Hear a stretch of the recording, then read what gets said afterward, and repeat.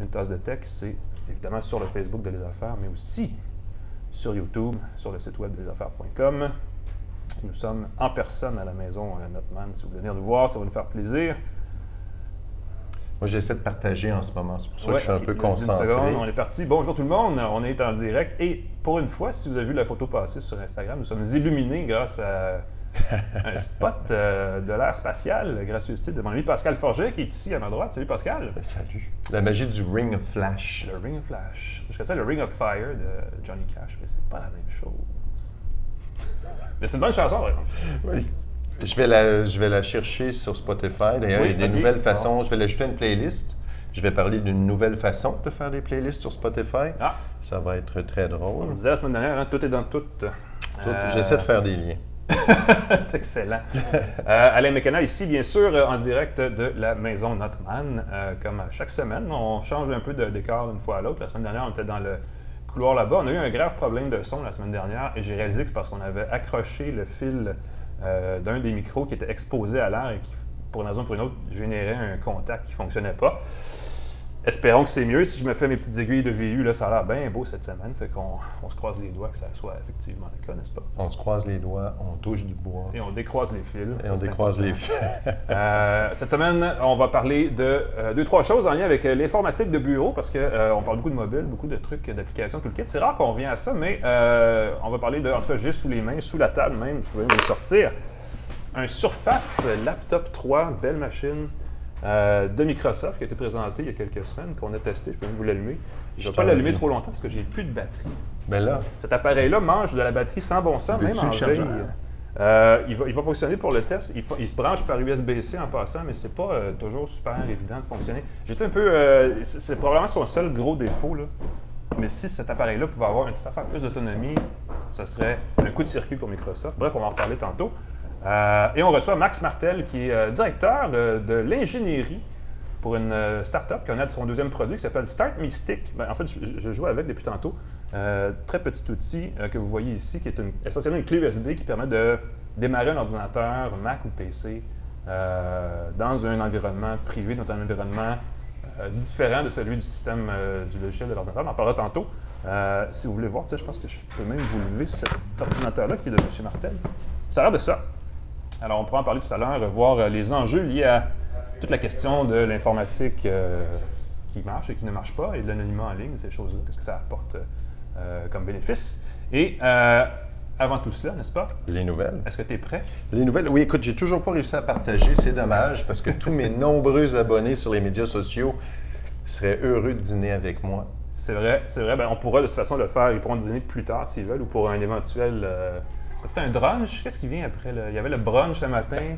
Si vous voulez avoir une collation plus tard, ça va être en rediffusion aussi, fait qu'il n'y a pas de souci. Le drunch. Fait que je te pars, Pascal, avec la première actualité, une actualité de saveur boursière. Oui, Facebook a bien fait. J'essaie de faire des nouvelles sérieuses ouais. qui permettent d'aborder la technologie d'un côté rigolo, sympathique. Facebook en hausse. Et là, moi, ça m'a fait rire de lire ça parce qu'on entend beaucoup parler des débâcles de Facebook, de tous les problèmes qu'ils ont. Beaucoup d'enjeux. Vie privée, tout le temps. La vie privée, le fait que les publicités politiques causent des problèmes, parce que les gens associent ne voient pas la différence entre une publicité puis un post de politicien. Il y a aussi leur monnaie Libra qui bat un peu de l'aile parce que les gens, Facebook, les partenaires abandonnent la monnaie. Pour moi, c'est comme la monnaie Libra, c'est comme l'argent Canadian Tire, que Canadian Tire veut imposer à tout le monde en disant que c'est révolutionnaire. On en reparlera, mais Libra, là, je cherche toujours à comprendre la beauté et la révolution Il va là-dedans. falloir en parler pour vrai, parce qu'il y a la Chine qui s'en met avec sa propre monnaie numérique. Il y a plein d'affaires. Il y a beaucoup de ramifications, disons, puis ça va être intéressant. Oui, ça va être super intéressant à suivre. Donc, Facebook a excédé les attentes du marché au troisième trimestre avec un chiffre d'affaires de 17,65 milliards de dollars, en hausse de 29 sur un an, et un bénéfice net de 6,1 milliards, alors qu'il y a beaucoup de startups qui bouffent de l'argent, des entreprises là, qui vont vraiment pas super bien. 98 de ces revenus-là, c'est de la publicité. Donc, quand on dit que quand on ne paie pas pour un service, c'est nous le produit. Exactement. 98 des revenus de Facebook, c'est de la publicité. Et 2 ils ont eu une augmentation de 2 d'abonnés, ce qui fait qu'ils ont maintenant 2,4 2,45 milliards d'utilisateurs. Si on compte tous les services de Facebook, ils ont 2,8 milliards de personnes. C'est plus que presque la moitié de la planète. C'est ça qui sont connectés aux produits Facebook. C'est plus que tous les pays. Il n'y a pas de pays plus gros. Et ça, c'est malgré la débâcle de la monnaie Libra et toutes les entreprises qui ne vont pas super bien, toutes les startups et tout. J'ai trouvé ça particulier de voir que Facebook, quand même, va pas si mal. Il faut toujours se rappeler qu'il y a le politique d'un côté et l'économique de l'autre. C'est ça. Et dans le web, dans le numérique surtout, les deux sont extrêmement déconnectés, donc c'est pas nécessairement un lien direct. Un bel exemple aussi, parce que c'était vraiment la semaine des résultats financiers dans le monde techno. Oui, tout est arrivé. Apple aussi a bien fait grâce à la Chine, où ils sont très conciliants avec le gouvernement central, qui est pourtant pas le gouvernement qui fait la meilleure défense de la vie privée qu'on puisse imaginer. Et on s'attend que Apple qui en a fait son cheval de bataille avec Siri, avec son iPhone.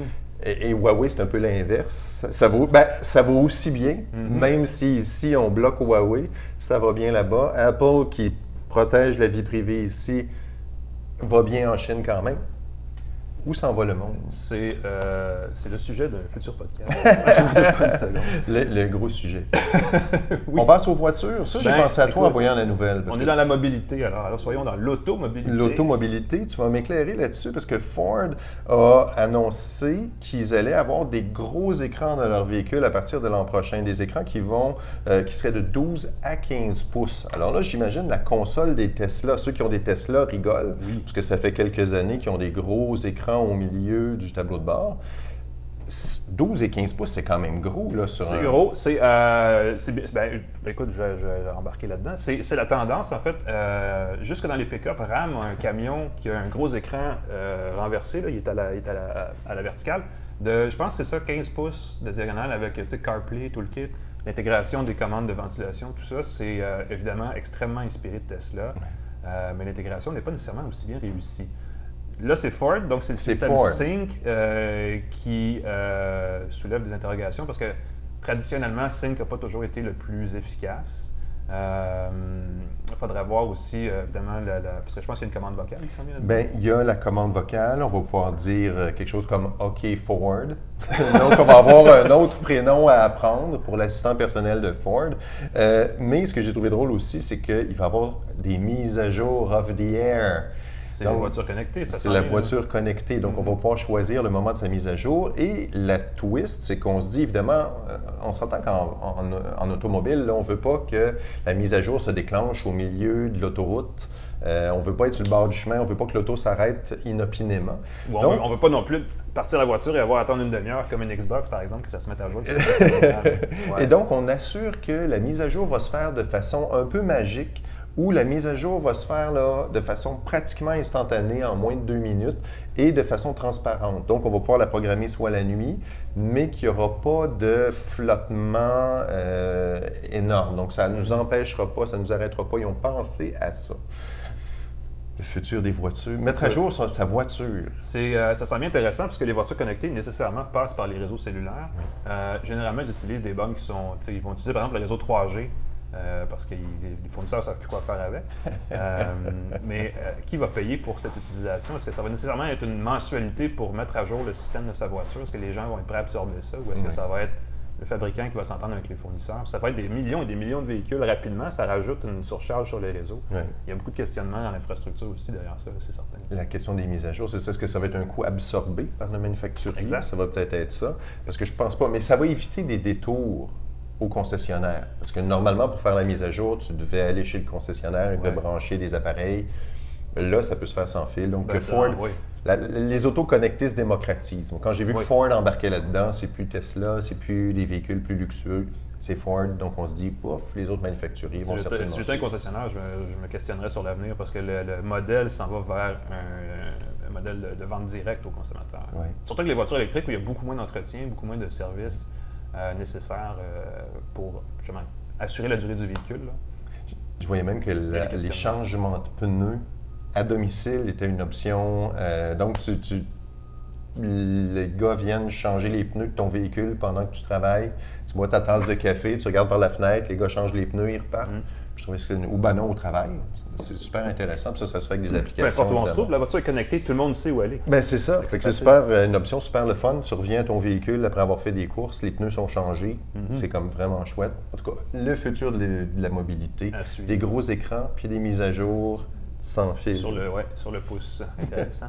Parlant de futur, cette semaine, ça a été annoncé, on parlait tantôt de Libra, le fameux blockchain aussi, c'est une technologie dont on parle depuis longtemps, puis qu'on se demande donc s'il va y avoir du concret par rapport à ça.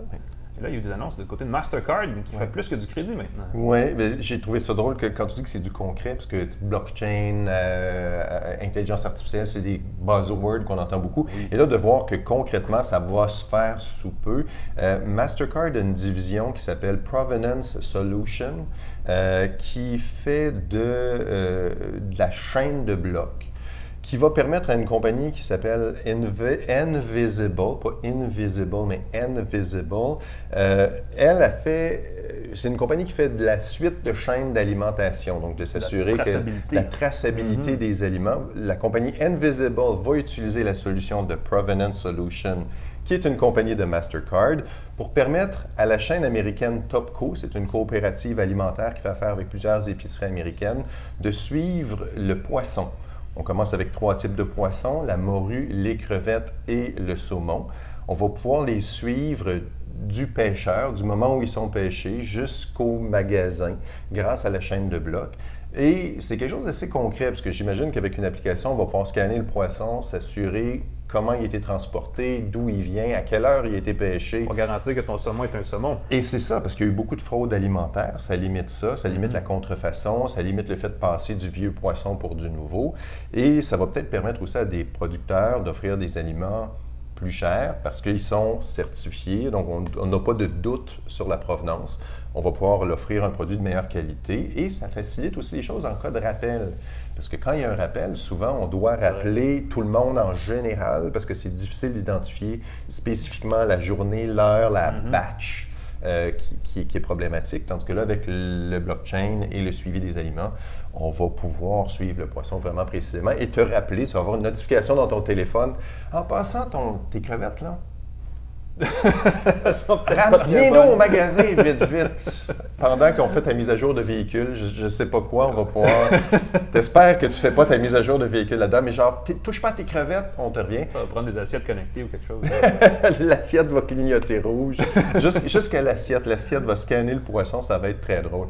Fait que ça, je trouvais que c'était une belle innovation. Ça s'en vient au cours des prochains mois, prochaines années. Et ça va peut-être révolutionner dans quelques années là, la traçabilité des aliments, puis s'assurer que les aliments ne sont pas sont comestibles et tout. J'espère limiter le gaspillage alimentaire. Ce serait un bel objectif.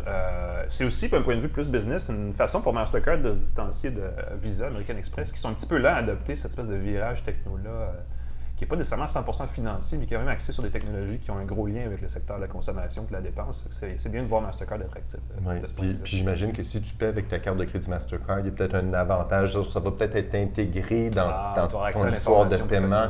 J'imagine, en tout cas, c'est une solution que je vois aussi. Puis on pense au mini-scandale d'Amazon qui livrait des aliments passés date, dont la date de péremption était des aliments moisis et tout. Bien là, en achetant avec la traçabilité comme ça va éviter ce genre de situation. Ou comprendre qu'est-ce qui s'est passé pour que le produit soit envoyé au consommateur. Améliorer l'approvisionnement et tout le kit. On pourra bientôt faire une tasse de tech.new dans Chrome et un podcast qui va regarder un nouvel épisode. C'est quelque chose que Google a fait depuis quelques temps. Ça a un peu changé ma vie quand j'ai découvert ça. Pour créer un nouveau document avec Google Docs, il suffit de taper docs.new. Donc, au lieu de se rendre sur la page Google Docs, créer un nouveau document, un autre clic, on peut tout simplement taper docs.new, boum, ça ouvre. Google offre à d'autres entreprises la possibilité d'utiliser cette extension New. Donc, je pense aux startups qui nous écoutent en ce moment, qui offrent des services, qui veulent accélérer les choses. On offre ça, par exemple, Spotify, si on veut créer une nouvelle liste de lecture, on peut taper playlist.new. Et boum, on nous part une nouvelle lecture. Donc, quand on parlait de musique, c'est un peu ça. Il y a la possibilité d'aller avec sell.new Pour vendre un truc. pour vendre un truc sur eBay. Et c'est là que le bas blesse, parce qu'évidemment, les noms de domaine, c'est précieux. En ce moment, les entreprises, pour éviter que ce soit la cohue, la ruée dans les noms de domaine et que des gens s'achètent des noms de domaine pour spéculer, les revendre ou faire des trucs douteux, on s'assure, il y a un processus assez astucieux. Premièrement, l'extension .new doit servir à sauver une étape. OK. Donc, c'est pas juste un site web que tu arrives, puis comme d'habitude, tu es devant une liste de choix. C'est vraiment .new, tu arrives à une commande, tu arrives à une action. Call to action. Un call to action directement. Il y a aussi que seulement, en ce moment, les entreprises qui ont des copyrights, donc Ford.new, si tu veux acheter, par exemple, un nouveau véhicule. Avec un grand écran. Genre, boum, tu l'achètes avec Ford.new, tu peux tout de suite le faire. Donc, tu peux tout de suite l'enregistrer. Par la suite, c'est le mois prochain, les entreprises qui veulent avoir des noms de domaine particuliers ou des mots-clés. Moi, je pense à, par exemple, café.new. Imagine l'entreprise de café, Starbucks et compagnie, tu veux commander un café, plutôt que d'ouvrir l'application, tu peux taper café.new, boum, tu commandes. Je pensais à rendez-vous.new, si c'est un bureau, un cabinet de médecin, une entreprise de rendez-vous, jetez-vous sur ces noms de domaine-là. Un outil de tâche de gestion d'horaire, tu sais, task.new. C'est ça, c'est ça. Puis tu l'as déjà, tu en as déjà quelques-uns comme ça, entre autres pour le calendrier Google. Mais là, en français, dans des langues étrangères, si tu as un buzzword particulier que tu veux utiliser pour tes services, ça va être la ruée le mois prochain. Ouais. Donc, pensez-y, réfléchissez-y. Si vous êtes une start-up qui a besoin, qui offre des services qui peuvent se distinguer avec cette extension-là. C'est très web, en fait. C'est orienté web, c'est orienté sur le browser, évidemment, navigateur, pardon. C'est très navigateur. Le Chrome. Et c'est très drôle que Google offre ce service-là, alors qu'il parle depuis quelque temps d'éliminer les adresses web. Ouais. Donc, de trouver une façon de ne pas avoir à taper l'adresse. Il y a encore beaucoup de gens qui tapent, quand ils veulent une nouvelle adresse, http://. Il suffit souvent de taper juste le nom, puis l'adresse se complète automatiquement. Donc, d'arriver avec ce service-là, c'est assez amusant. Ça peut être une option sur le téléphone ou une extension qui va... Mais je trouve ça... C'est drôle parce qu'on revient à une approche texte-clavier qui est pourtant de moins en moins en vogue. Ça doit s'adresser à une clientèle assez précise justement, qui est assez à l'aise avec tout ça pour bidouiller, pitonner, puis utiliser cette commande-là efficacement. Puis là, je me demande, il y a des gens qui écoutent. Moi, j'écrivais, je pensais à rendez-vous.new, puis je me dis, peut-être que je devrais le réserver, mais non, je peux pas parce que je suis pas une entreprise, puis on évite les cyber-squatteurs. Pascal Forget, Incorporated. Ou pascalforget.new, on va avoir un nouveau message à mon attention. OK, on voulait te cloner. Peut-être. On pourrait te cloner. non, mais c'est vrai, pour m'envoyer un courriel, pascalforget.new, ça m'envoie un message, ça ouvre Ben voyons, je pense que je vais faire ça. J'espère qu'il n'y a pas d'autres Pascal Forget qui écoutent. C'est une bonne idée, en fait, ça accélère le contact avec quelqu'un. On peut l'essayer, bonne idée. Merci Pascal. Merci. On va tout de suite passer en mode entrevue avec notre invité. On a parlé un petit peu à travers les actualités, toute la question de identité en ligne, espèce de sécurité, espèce de besoin d'avoir des technologies qui fonctionnent bien et qui, évidemment, sont faciles à utiliser, une interface logique. Souvent, on se présente, en tout cas, je ne sais pas vous, mais moi, je me présente souvent dans la famille et on me demande de réparer, de dépatouiller, de vérifier des choses sur un appareil. C'est pas toujours évident de se brancher dans un ordinateur qu'on ne connaît pas, mais il y a des façons de le faire. Il y a des façons aussi de rentrer dans un système pour l'utiliser de façon détaché du système installé sur l'appareil. Et une de ces façons-là, c'est un petit bidule qui est vraiment minuscule, parce que c'est une petite clé USB qui s'appelle le Start Me Stick. C'est le deuxième produit d'une start-up montréalaise qui porte le nom, je crois bien, de Start Me Stick tout court de toute façon. Et pour en parler, j'ai invité Max Martel, qui est un des développeurs de technologie et qui a d'ailleurs son ordinateur avec le système d'exploitation de la clé USB en question chargé. Salut Max! Salut Alain! Ça va bien? Oui, et toi? Oui, je donne 2-3 exemples de à quoi ça sert exactement, mais d'où est venue l'idée de lancer ce produit-là exactement? Bien, en fait, ça vient de l'autre produit qu'on a, Fix Me Stick. Puis ça existe depuis des années. Puis on a parlé avec nos clients, puis on a réalisé qu'il y a un problème de confidentialité en ligne. Et on a réalisé qu'on peut utiliser la technologie Fix Me Stick pour résoudre ce problème-là. OK. Donc, il y a deux affaires. Il y a Fix Me Stick, qui est votre premier produit, qui a été lancé il y a combien de temps? 2011, qui ça permet d'entrer dans un ordinateur pour, par exemple, corriger des problèmes. Ça enlève les virus sur les ordinateurs. Wow, c'est un gros problème.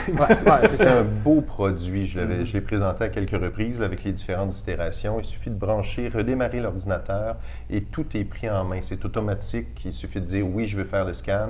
Si je ne m'abuse, il y avait 2 ou 3 antivirus qui étaient utilisés, des banques de virales. On a 3 scanners en même temps. 3 scanners qui roulent et il n'y a pas d'intervention. Donc, pour quelqu'un qui était peu à l'aise avec la technologie, ça permettait de faire le ménage. Même pour quelqu'un qui était à l'aise à la technologie, moi, j'ai utilisé le FixMe-Stick. Quand j'étais chez des amis, je branchais le stick dedans, puis ça réglait les problèmes pendant que je pouvais jaser et faire autre chose plutôt que d'être devant.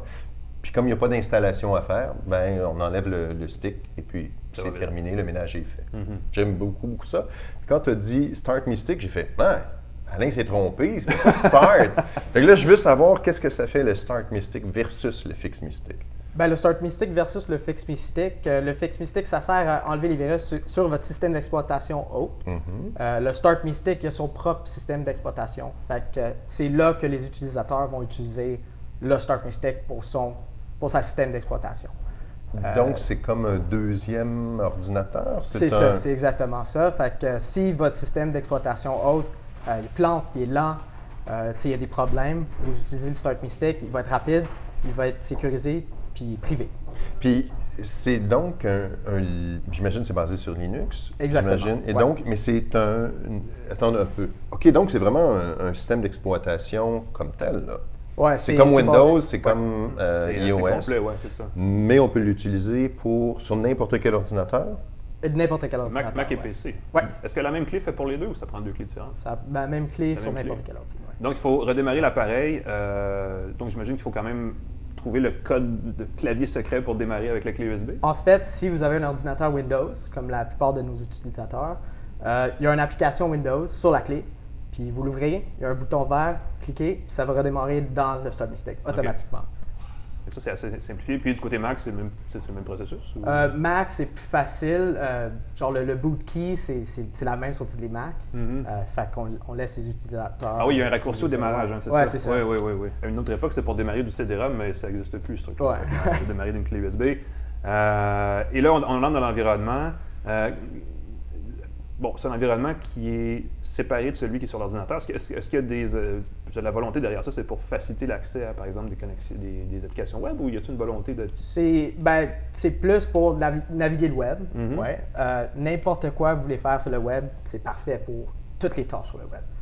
Donc, j'imagine que ça veut dire qu'on peut tout de suite se brancher au Wi-Fi et lancer la machine. Oui, quand vous connectez à Windows, quand vous lancez l'application Windows, ça va prendre l'information Wi-Fi, puis quand il rentre dans le Start Me Stick, ça va se connecter automatiquement à votre Wi-Fi. Ah, il prend l'information avant de redémarrer. Ouais, donc, il n'y a pas de bidouillage à retrouver le mot de passe. Oui, exactement. Ouais. Ah, ça va plus vite alors. Donc là, on rentre dans l'environnement, on ouvre le browser, puis on peut aller en ligne. Il est très pratique. Ah, c'est pratique. Si je suis en voyage, il y a les ordinateurs d'hôtel. Il n'y a rien qui est plus pourri de virus que ça. Là. Tu rentres dans les ordinateurs d'hôtel, touchez pas à ça, à moins d'avoir des gants de plastique et encore. C'est épouvantablement contaminé habituellement, parce que tout le monde se branche, font n'importe quoi, puis c'est pas surveillé trop. Est-ce que ça serait une solution pour... C'est la solution parfaite pour les réseaux et les ordinateurs externes. Wow. Aussi parce qu'on peut avoir un VPN avec le Start Me Stick. Qui est intégré. Dans un des navigateurs web dans le Start Me Stick. Ah, fait que là, tous nos amis à Hong Kong qui manifestent pourraient utiliser ça pour aller... Exactement, Intéressant. Une valeur de plus. Est-ce qu'il y a une notion aussi de sécurité en ligne en termes de protection de la navigation et tout le kit? Pour ça, c'est plus... Parce que c'est basé sur Linux, il n'y a pas de virus nécessairement ciblé pour Linux. Fait qu'il y a moins de risques en tant qu'attraper un virus web. Mais on utilise Chromium, fait que il y a des paramètres de sécurité en place. Puis, est-ce que tout ça est enregistré? Par là, je l'ai essayé, mais je n'ai pas eu le temps d'installer rien ou quoi que ce soit. Est-ce qu'on peut charger des programmes ou des documents sur la clé USB, par exemple, puis quand on redémarre la fois suivante, c'est encore là ou ça repart à zéro à chaque fois? Ça repart à zéro à chaque fois. C'est pour ça que c'est rapide, puis c'est sécure, parce qu'on ne peut pas sauvegarder des documents sur le Start Me Stick. C'est vraiment un outil d'espionnage, là. Les petits espions qui se promènent, qui veulent vite. Si quelqu'un veut l'utiliser pour faire quelque chose de même. J'avoue que je suis très curieux si je le démarre là. Je vois qu'il est marqué 1 an dessus. Est-ce que c'est 1 an de mise à jour, 1 an d'utilisation? C'est un système d'abonnement. Donc, quand vous l'achetez, c'est 79$ pour 1 an. Puis après ça, c'est 64 et 99 pour chaque année. La raison, c'est parce qu'on a toujours des mises à jour. Puis aussi, on a une belle équipe à Montréal qui va répondre à l'appel si quelqu'un a besoin de l'aide à faire n'importe quoi. J'ai le goût de l'essayer, ce que je pourrais. C'est ce que je veux pas, gars, mais je suis très curieux. Ah ben là, je vais l'essayer. Est-ce que ça devrait... Est-ce que c'est par poste? Est-ce qu'on l'achète pour un ordinateur? Là, je me souviens En fait, plus. ça fonctionne sur un nombre illimité d'ordinateurs pour l'abonnement. L'utilisateur type, est-ce que c'est un travailleur de bureau, c'est quelqu'un à la maison ou qui vous ciblez avec ça? On cherche du monde qui ne sont pas versés dans la technologie parce que c'est sûr que quelqu'un qui connaît ça peut configurer un système qui va comme avoir les mêmes traits de privé. On cherche plus du monde qui cherche une solution simple. Donc, disons, des parents ou du monde qui ont des enfants, qu'ils veulent que leurs enfants utilisent l'ordi sans briser le système d'exploitation haute. Ah oui, bonne idée ça. Ouais. J'avoue, c'est vrai, j'avais pas vu cet angle-là, c'est intéressant. Est-ce que le fait que ce soit Linux, est-ce que ça refroidit les gens? Est-ce qu'il y a une certaine appréhension? Ou c'est pas... C'est sûr qu'au début, dépendant de quelle version Linux que vous utilisez, ça va être moins agréable à utiliser. Là. Mais on a mis quelque chose ensemble pour que ça soit facile à utiliser pour nos utilisateurs. Puis, on a parlé avec nos clients, on a fait beaucoup de back and forth en termes du bêta de notre produit. Puis, ils ont aimé ça. Fait que c'est facile à utiliser. C'est intéressant. Là, pour le fun, je suis en train de redémarrer mon ordinateur. Oui. Et j'ai bien hâte de voir ce que ça va donner. Le problème, c'est que c'est pas une façon de dire aux gens « Prenez pas soin de votre ordinateur, utilisez Fix Mystic ». Parce que là, c'est en train de démarrer. C'est fantastique. Puis je vois les lignes de commande Linux en haut, le petit... Avec quand il démarre. Ouais, c'est parce qu'il y a 3 options en tant que Fait que par défaut, si je fais rien, ça va démarrer ou je fais juste Enter? Ouais. Je suis très curieux. On va accélérer le processus. Je trouve ça très, très cool. C'est ça, c'est de laisser des ordinateurs qui sont mal entretenus. Les personnes peuvent continuer de l'utiliser. Mais est-ce qu'il y a des outils de réparation dedans? Est-ce qu'on peut faire aussi des options de réparation et d'antivirus? En termes d'antivirus, non, il n'y a pas ces fonctionnalités-là pour la système haute. Mais un expert peut l'utiliser parce que c'est Linux. C'est Linux. Ils peuvent monter leur disque dur puis faire ce qu'ils veulent avec ça. Est-ce que c'est indiscret de savoir c'est quelle distribution de Linux? Debian. Debian? Ouais. Fait que j'ai juste dit distribution de Linux parce que si on parle de Linux et qu'on dit version, ça fâche les gens. Donc j'ai dit Linux. Clin d'œil. Je parle pas de chicane, pas de commentaires. C'est intéressant ça. Où est-ce qu'on peut se procurer ce produit-là? Maintenant, il est disponible en ligne. Okay. On l'a pas lancé officiellement. Le 4 novembre, on va le mettre en ligne sur Amazon, etc., dans les magasins aussi. On l'achète comme tel, on achète la clé dans un étude, on l'a vu. Est-ce qu'il y a possibilité d'acheter ou de télécharger là, et de le mettre sur sa propre clé USB? Ou on peut le faire soi-même sur vidéo avec une distribution. Si ouverte, quelqu'un est un expert, il peut le faire lui-même sans acheter un produit. C'est d'où la logique de cibler des gens qui ont... Oui, c'est ça. C'est votre deuxième produit, comme tu disais tantôt, il y a eu un Fix Mystic d'abord. Est-ce que c'est basé sur la demande des gens qui avaient un Fix Mystic déjà? On a réalisé pourquoi ils veulent utiliser l'Internet, qu'est-ce qu'ils font avec leurs ordi. Puis, il y a du monde qui ont des ordi de 5 à 10 ans, puis ils ne veulent pas acheter quelque chose de nouveau. Fait qu'on remplit ce problème-là. Je peux voir l'intérêt. Est-ce que les acheteurs sont principalement ici au Québec ou si c'est international?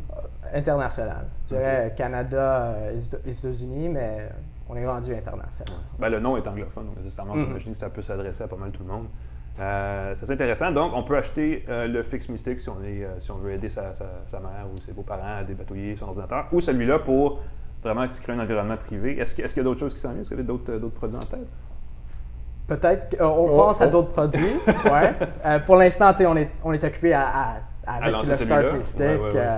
Puis on verra genre, le feedback qu'on reçoit avec celle-là dans le monde pour voir qu'est-ce qu'on peut faire d'autre. Mais vous êtes à Montréal en ce moment? Oui, on est un start-up Montréal. Vous êtes combien de personnes?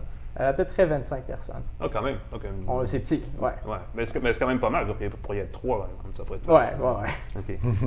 Est-ce que le gros de la job, c'est du développement ou si vous êtes. On a quand même une grosse équipe pour le soutien technique, la service à la clientèle, puis une petite équipe de développeurs. OK. Donc, il y a des mises à jour régulièrement. Puis, tout le temps, ouais. Ouais, c'est intéressant. Est-ce que ça marche, ton truc, Pascal? Ça redémarre, ça a comme figé. Alors, je sais pas, là, c'est un Un laptop quand même récent. Fait que Ah, je le sais pas si... le Surface, ouais. Écoute, il me redemande, est-ce qu'il y aurait des problèmes techniques comme ça avec certains appareils plus récents? Ou, Disons que les surfaces spécifiquement, on a eu spécifiquement de la difficulté à boot sur les surfaces. Ben, il y a Mais toutes des les fois, questions notre de... système, c'est que ça prend d'habitude 1 à 2 fois d'étape pour rentrer dans le Start Me Stick. C'est ça qui est compliqué d'aller de Windows à Linux. C'est la technologie de créer le pont pour aller de l'un à l'autre. Oui. Alors, je peux c'est pas imaginer, évident, puis, ouais. surtout les nouvelles surfaces, ils ont toujours des... il y a un Les truc protections au au c'est démarrage. particulier. Ouais, il y a une protection assez sévère. là, J'étais qu'on curieux, peut c'était faire. un peu mon test secret que je voulais faire. Là, comme il y a tellement de protection pour éviter qu'il y ait des virus qui s'installent au démarrage, je me dis si ça contourne ça, c'est quasiment louche, mais ça n'a pas l'air de démarrer, ce qui n'est pas nécessairement une mauvaise chose pour Windows, pour Microsoft. Écoute, trop de sécurité, ça peut quand Trop de même, sécurité, sauf que j'aurais aimé voir une option qui dit « Hey, rentrez donc votre code. Ouais, il faut, en tout cas, dans le cas d'une surface, il faut aller dans le BIOS d'une façon assez complexe. Je pense qu'il faut déverrouiller le port USB ou quelque chose. Ça a l'air assez compliqué. Donne-moi un petit 15 minutes pour Écoute, m'arranger ça. on va faire autre chose en attendant, parce que là, ça devient un peu long.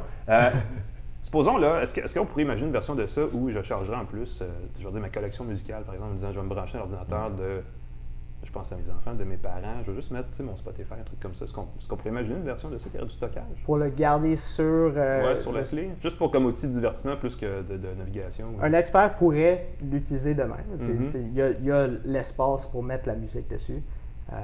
C'est pas quelque chose qu'on suggère au monde de faire, mais c'est toujours possible.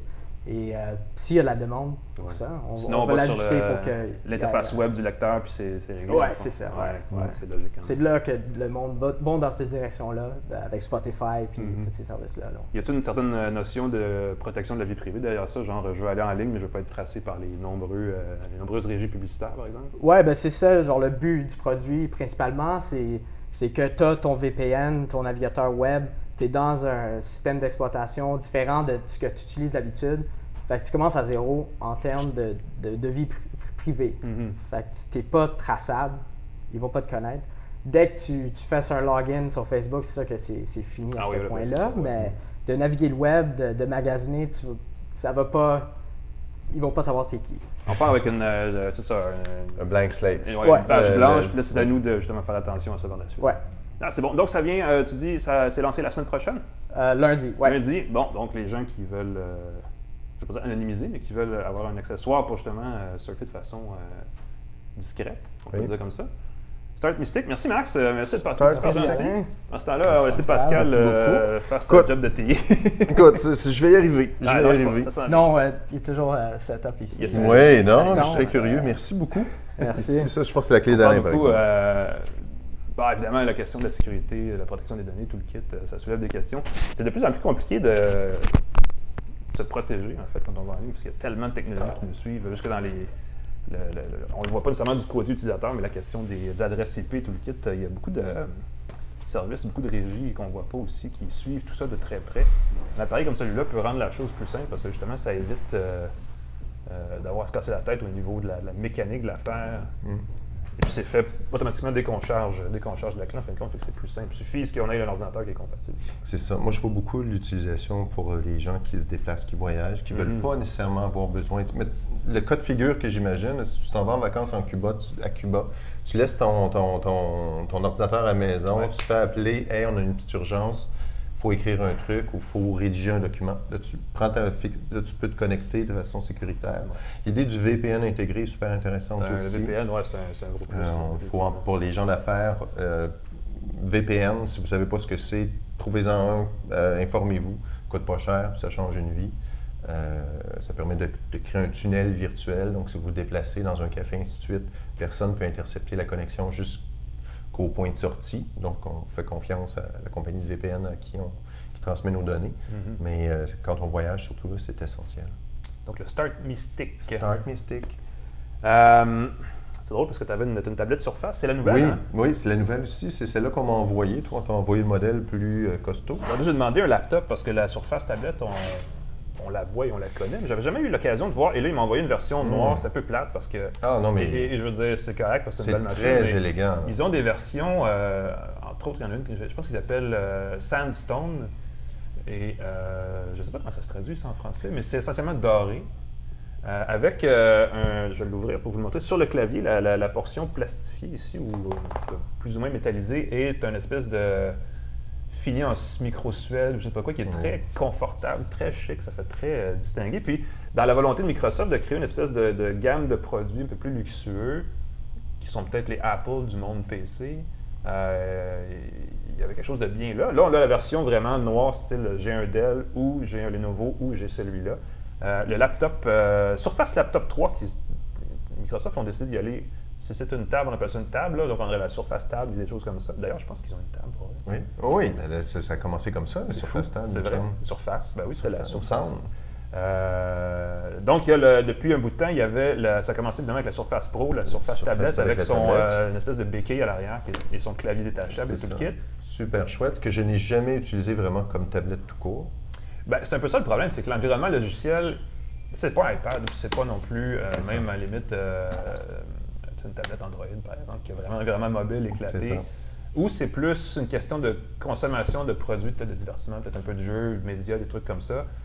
Windows, ça a un héritage très lourd du côté clavier-souris, qui n'est pas encore transféré 100% au tactile. Mais il y a 2-3 affaires à savoir par rapport à cet appareil-là. Ça, c'est la version à écran de 15 pouces. Écran tactile, qui est, en tout cas, je veux dire, l'introduction du tactile dans les ordinateurs portables comme ça, c'était une progression logique. Là, je veux dire, c'est vraiment, ça change l'interface, ça accélère le traitement de l'information. Dérouler des pages, faire défiler des documents, c'est le fun. Toucher un truc au lieu de chercher avec la souris. Quand on retourne à un ordinateur qui n'est pas tactile. Ouais, on a le réflexe, hein, puis là, on se met les doigts dans l'écran, puis même les enfants qui ont pas nécessairement la familiarité avec ça avant d'arriver à jouer avec un iPad, par exemple, tout comme ça. La première affaire qu'il fait, ils mettent le doigt dans l'écran, même si c'est pas tactile, et là, il y a des tâches partout. On s'en sauve pas. Celui-là, il y a un bel écran, mais il est aussi effectivement assez facilement attachable. Je sais pas si ça se dit. Mais quand on fait des traces, des fois, ça laisse des traces pour vrai. Ce qui est intéressant de cette nouvelle version du Surface Laptop, c'est qu'il y a un processeur qui n'est pas un processeur Intel. On a toujours dit, tu sais, Wintel. Dans ce cas-ci, je vais le lire parce que je l'oublie tout le temps. C'est un Ryzen 5 de AMD. Et bon, j'ai un Surface Book i7 à la maison pour le travail sérieux quand je suis à la maison et que je travaille de la maison. Et cet appareil-là, qui est beaucoup plus mince qu'un Surface Book. Surface Book, il y a une espèce de grosse articulation pour enlever l'écran, entre autres choses, avec le clavier, tout le kit. C'était la super grosse machine Surface jusqu'à il y a 1 an ou 2. Et là, avec ce processeur-là, AMD, ça marche, ça rentre au poste. Encore? Par exemple, si vous utilisez Adobe Rush, montage vidéo, des fois je fais des clips à partir des podcasts, le traitement, l'exportation peut prendre du temps. Et là, ça se fait, sérieusement, je vais vous dire, 50% plus vite. Donc, c'est une question d'architecture, c'est comme...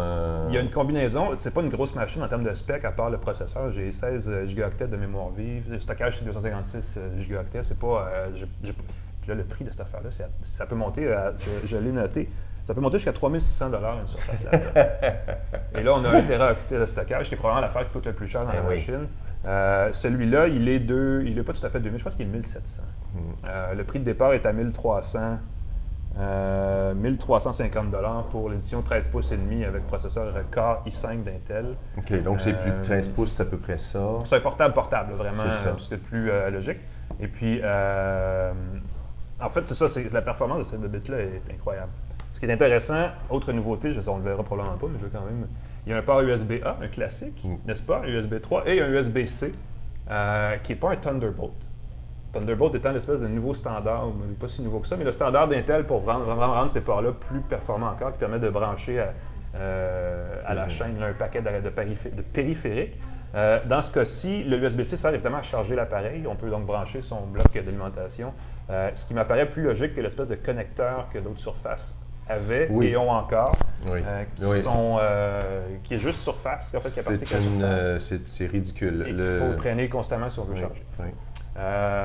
Donc, le USB-C est une belle addition. je vais vous avouer, j'ai un... Et là, c'est ça, j'ai toute une panoplie d'appareils à la maison. Mais j'ai un MacBook Pro aussi que j'utilise pour d'autres affaires qui fonctionnent bien avec son port USB-C Thunderbolt. Pour un moniteur d'appoint que j'ai à la maison, qui est un bidule d'une start-up ontarienne, donc qui n'est pas un LG ou un truc connu nécessairement, et qui ne fonctionne pas là-dessus, parce que, et je ne sais pas pourquoi, on est allé bidouiller dans les pilotes du système et tout ce qu'il faut, tout ce qu'on peut trouver en fait pour corriger ça, mais l'alimentation n'est pas assez suffisante pour alimenter le moniteur d'appoint. Donc, c'est un appareil qui coûte cher et qui demande d'être peut-être testé justement avant d'être acheté. Donc, il y a un bémol là. Le fameux plug and play n'est pas garanti autant qu'on l'aurait souhaité. Donc, c'est un peu décevant quand on paye cher pour une machine. On veut qu'elle soit plus facilement compatible avec n'importe quoi que l'inverse, finalement. Mais ça, c'est toujours le truc décourageant d'avoir, mettons, le port USB-C qui devient et Thunderbolt et ainsi de suite. Donc, il y a plusieurs standards, il y a plusieurs versions, il y a plusieurs... Et là, si tu branches, ça devrait fonctionner, mais comme il y a une guéguerre de standards, puis de... Exact. Puis, Thunderbolt, c'est devenu, en fait, un standard qu'Intel pousse. C'est quelque chose que vous allez trouver dans des PC d'à peu près la même gamme de prix chez Dell et chez HP, entre autres. HP ont une gamme Spectre qui fait comme particulièrement bien aussi. Peut-être un peu plus imposante parce que ça, on s'entend que point de vue design, sérieusement, point de vue design, Microsoft ont touché. C'est magnifique. C'est beau, léger, beau, ultra mince, s'ouvre très simplement, bel écran. On peut parler du clavier parce que probablement qu'il y a des gens qui vont comparer ça à un MacBook ou un MacBook Pro vu le prix. C'est un clavier qui fonctionne bien, qui a un bon format, qui a une bonne réaction au toucher, qui ne fait pas un vacarme de la mort comme les MacBook Pro de plus récentes factures. Et ça, on pourra peut-être y revenir parce que la rumeur veut qu'il va y avoir un nouveau MacBook Pro prochainement. Donc, ouais, belle mécanique, belle machine. Peut-être un peu limitée sur certaines choses comme par exemple l'USB-C et la batterie. Je l'ai branché toute la journée hier, je l'ai laissé dans mon sac cette nuit et ce matin, il me restait 25% de batterie et je ne sais pas pourquoi. On s'attend, on veut être confiant qu'en veille, notre ordinateur ne perdra pas sa batterie à ce point-là. Peut-être une grosse mise à jour. Et ça n'a pas été le cas. C'est environ 7 heures d'autonomie d'utilisation normale. Ce qui n'est pas énorme aujourd'hui. Non, c'est pas beaucoup pour le prix. Et encore là, encore une fois, Dell, HP, tous les autres font mieux par rapport à ça. J'aurais ajouté Huawei, mais je ne sais même pas si Huawei vend encore ses ordinateurs ici, si c'est permis de le faire. J'aurais aimé les essayer, parce qu'ils promettaient, je crois, 12 heures.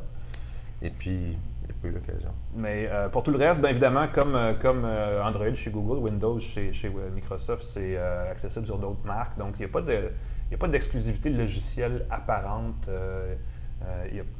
J'aimerais ça acheter une Surface puis avoir le fameux téraoctet de stockage OneDrive gratuit qu'on a quand on est abonné à Office, par exemple, ce qui serait comme un prolongement logique pour stocker autre chose que des documents Office. On n'a pas besoin nécessairement d'avoir Word et Excel pour avoir besoin de stocker des choses en image. Mais ça, il ne l'a pas. Donc, belle machine, super performance. Il faut se brancher, par exemple. Il faut vraiment avoir une prise de courant à proximité parce que sinon, c'est pas long qu'on est au bout de la batterie. Je l'ai utilisé dans un contexte où j'avais une conférence à Toronto. Donc, je partais le matin, je revenais le soir, puis j'ai pas pu travailler sur l'avion au retour parce que j'avais déjà plus de batterie. Ouch. Et là, je veux dire, je suis pas un homme d'affaires, je ne vais pas pitcher un projet à un investisseur, mais on peut imaginer le contexte où tu arrives, tu présentes quelque chose, puis whoop, j'ai plus de batterie. Faut se brancher. Fait que là, si tu arrives dans un café, il faut trouver un café qui a plus de courant, puis là, c'est un paquet de petits détails qui font. Il ne faut pas que tu aies oublié ton chargeur. Heureusement, c'est un chargeur USB-C. Ouais. Et j'imagine que c'est un 15 watts ou quelque chose comme ça. Donc, avec un chargeur standard USB, souvent, ça va. Ça va pas aussi vite. Ça va pas aussi vite. Donc, c'est un beau coup, mais c'est pas le coup de circuit qu'on aurait pu imaginer. Et puis, on est encore un peu en avance, là, mais peut-être qu'un appareil comme le Surface Duo, qui a été présenté en même temps que ces appareils-là, l'espèce de double écran pliable là, qui fait un tablette PC, je veux dire, livre numérique. Je ne sais pas comment ça va être présenté. Là. Ça, peut-être que ça va être le fun l'année prochaine, mais encore une fois, c'est l'année prochaine. Donc, en attendant, ça, c'était le beau produit Surface, qui est juste très beau, pas aussi polyvalent qu'on l'aurait souhaité. On rêve. On se dit en 2000, tu sais, ça devrait être la base. Tout devrait bien marcher. Puis les détails devraient distinguer les produits. Mais malheureusement, tu as des produits superbes à tous les niveaux, sauf la pile.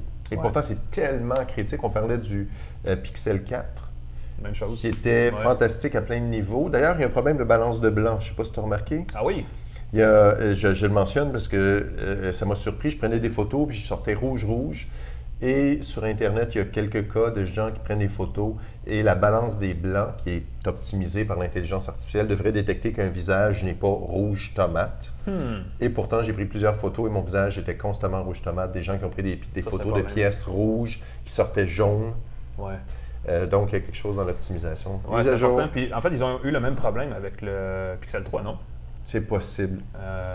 Et ça, c'est embêtant parce qu'on prend des photos. Là, on change complètement de sujet, mais on prend des photos avec un appareil qui fait une balance des blancs supposé neutre et on met un écran avec des couleurs dynamiques ou vives ou tout ça qui vient tromper, dans le fond, l'œil. Fait que, ouais, ça peut être embêtant.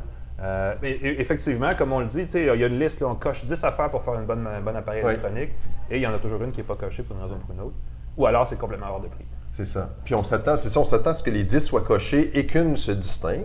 Genre, les 10 sont cochés et celle-là est particulièrement remarquable. Donc, l'appareil a une bonne autonomie, une bonne performance, un bon point, ainsi de suite. Et les photos sont exceptionnelles. Mais là, tout est bon, sauf il y en a un qui est en bas. Donc là, ça fait pourquoi? Même chose avec le Surface Laptop. Tout est bon, mais la batterie, insatisfaisante. Ça peut être meilleur. Ça peut être mieux, absolument. Que voulez-vous? On pourra comparer peut-être la semaine prochaine avec, je vais dire, le Pixelbook Go. Que j'ai reçu hier. Oui, moi je l'ai depuis un petit bout de temps, j'ai beaucoup aimé. Il y a du progrès. Le mix de Chrome OS, Android, tout ça fait un bon appareil qui est très, évidemment, axé à 100% en cloud, on s'entend. Oui. Mais qui a fait beaucoup de progrès depuis la première génération. Et qui a vraiment un axe plus abordable et plus axé sur la productivité qu'autre chose.